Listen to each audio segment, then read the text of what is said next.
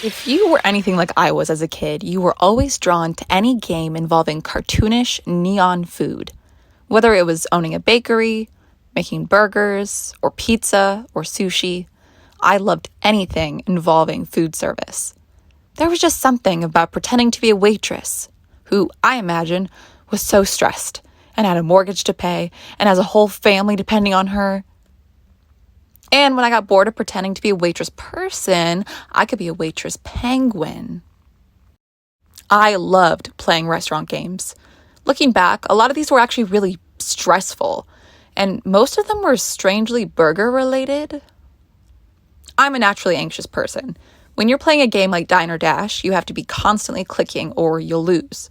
Customers come in, you seat them, you take their order to the counter, pick up their order, take it to them. Then, bam, another table comes in before you can even clean up the first one. The customers would have little mood meters above their heads, showing how angry they would get. Little stressed out me would be close to tears if a customer got close to their last heart.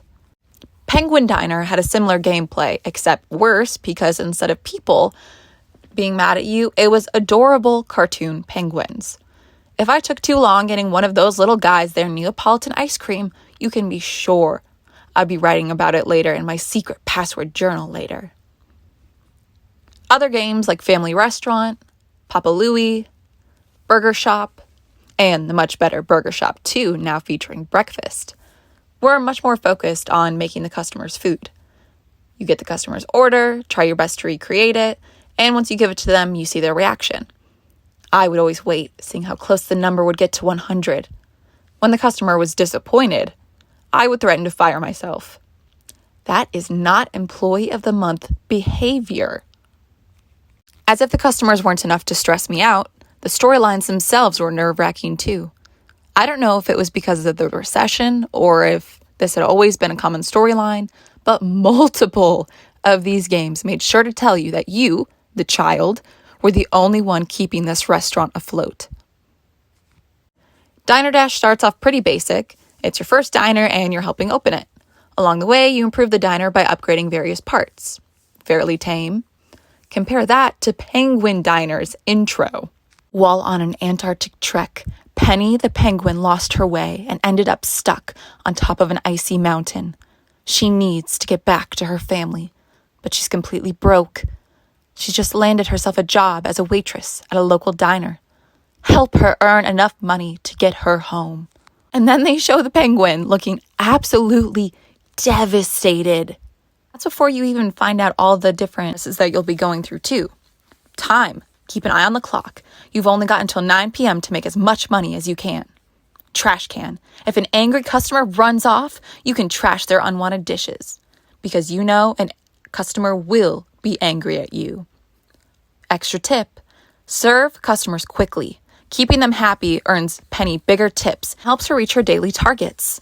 So just remember, if you're not fast enough, Penny will not get enough money to see her family. This woman will never see her family again unless I get all these little guys their Neapolitan ice cream.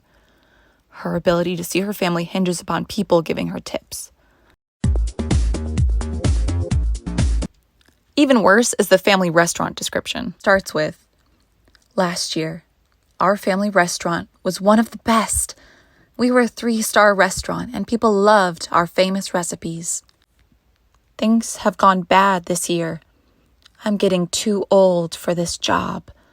I'm just not as quick as I used to be. I'm making too many mistakes. Our customers started complaining about everything, and now our restaurant only has 1 star left. I need your help, Jenny. You've always been a talented cook. Maybe you can do what I never could. Make a 5-star restaurant out of our family business. I'll teach you everything you need to know. Not only is this man, who presumably is related to you based on the game title, dumping all his trauma on you, he's also entrusting his life savings, the business, and family legacy to you. He doesn't just want you to run the restaurant. He wants you to turn it into a 5-star restaurant. I don't think I've ever even eaten at a 5-star restaurant. The animation style is pretty standard kawaii anime. The characters have big, shiny eyes and dramatic expressions. It was the food, however, that always drew me in. It looked very off-putting, but in a way I couldn't resist. It was that weird uncanny valley where it looked too much like real food, but also not enough like it. Nothing in this game looked appetizing. Being a picky eater myself, there's no way I would have eaten carrot salad anyway, but this game didn't do anything to make it look more appetizing. Some of the recipes were really random, like Dame Blanche, which as a kid I always thought were mashed potatoes, but looking at it as an adult, this is obviously ice cream. The recipes in this game are just placing the various foods on the correct spot on the plate. I never liked this as a kid. I wanted to express my creativity by covering the plate in pecans and making a smiley face out of ranch. The Midwesterner in me needed to express myself via Hidden Valley Ranch. As for the gameplay, you start at the Hilltop Cafe, which is a pretty small place that only has 5 tables. As the game progresses, you travel across the Antarctic towards Penny's family, working your way through bigger and fancier restaurants. Of course, Penny can't just keep all the money so she can go see her family. No, she is a girl boss, so she's going to invest that money back into the business because the grind never stops. At the end of each round, you can purchase an upgrade. You can get skates to make Penny faster, a TV to increase the patience of the customers, or comfier seats that will earn Penny more tips. That's right. These penguins decide how much they'll tip their waitress based on how comfy their seats are. Imagine you're going to a trendy restaurant where you just know they'll have the most atrocious chairs. You order 48 oysters, because you're an icon, and get to the end of your meal just to leave a measly tip because the chairs weren't very comfortable. I'm pretty sure Penny the waitress is going to come and find you. I was never really able to tell what the penguins' food even were.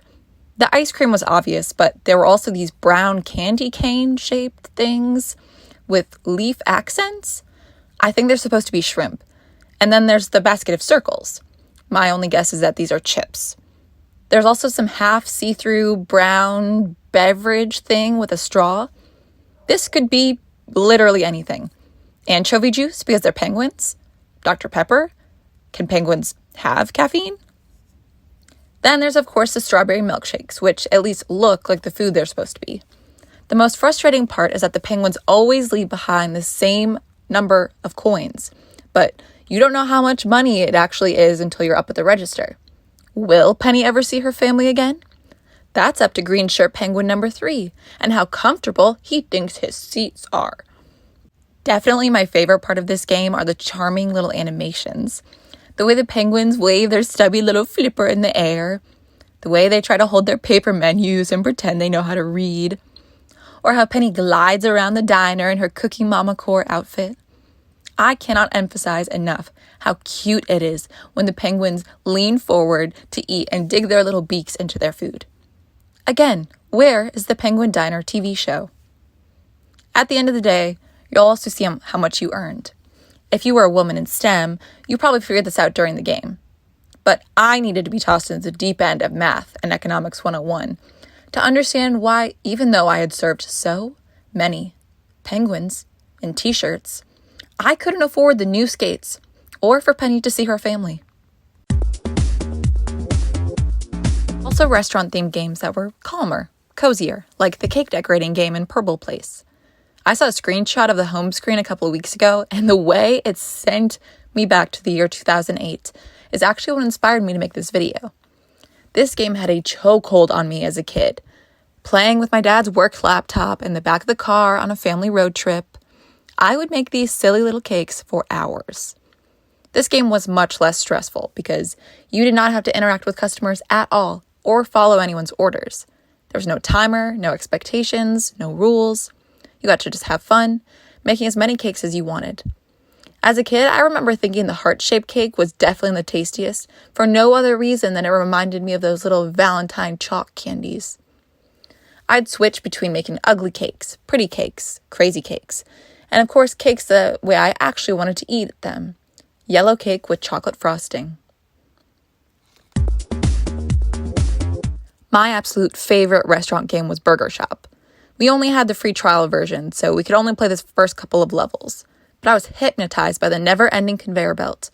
This game combined the customer-facing aspect of Diner Dash, the order-filling and cooking parts of Family Restaurant and Papa Louie's Burgeria, and the calming conveyor belt assembly of Purple Place. I do remember judging every customer when they got something I wouldn't get, like lettuce on their hamburger. I was obviously a ketchup-only kind of girl. When Burger Shop 2 and 3 came out, we were able to download the free trials of those as well. Burger Shop 2 rose officially to the top of my favorite games ever list when I saw they had breakfast. That's right, breakfast. No more boring hamburgers. This game was special. It had pancakes. It had other breakfast foods. All I really cared about were pancakes. I was still judging customers if they ordered anything besides pancakes. When I was finally old enough to get a job at a fast food place, I was very disappointed to find out that there was zero neon cartoon food, but a lot of very real grease smells. I worked at the drive-thru window of the place, and it was so stressful trying to punch in all the orders, take payments, get the food out to people. Just like in Diner Dash, people would get very upset and blow steam out of their ears. Since serving Three Little Penguins stressed me out as a kid, I should not have been surprised when the lunch rush of a high school students sent my blood pressure skyrocketing.